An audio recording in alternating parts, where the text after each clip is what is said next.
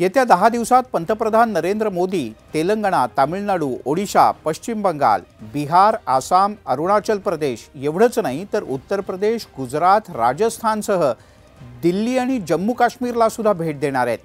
या दौऱ्यात अनेक जाहीर सभांना मोदी संबोधित करतील। याशिवाय हजारो कोटी रुपयांच्या कामाची पायाभरणी आणि पूर्ण झालेल्या प्रकल्पांचं लोकार्पण सुद्धा पंतप्रधानांच्या हस्ते होणार आहे।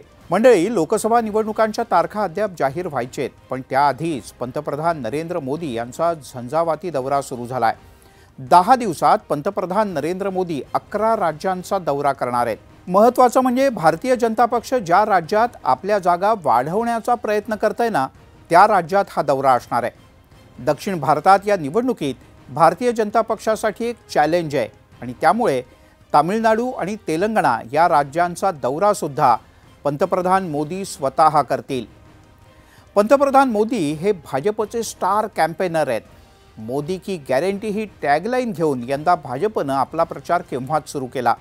2014 आणि 19च्या निवडणुकीत मोदीच प्रचाराच्या कायम केंद्रस्थानी होते।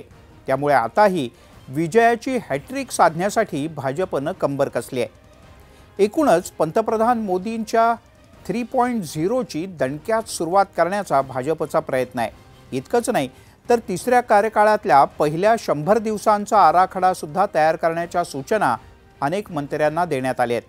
त्यामुळे निवडणुकीची तयारी पाहता विरोधकांच्या तुलनेत भाजप सध्या तरी फ्रंट फूटवर असल्याचं दिसतंय।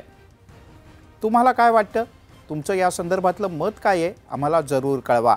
आणि हां, अशाच प्रकारे वेगवेगळ्या विषयांवरचे व्हिडिओ पाहण्यासाठी आमच्या YouTube चॅनलला नक्की सबस्क्राईब करा।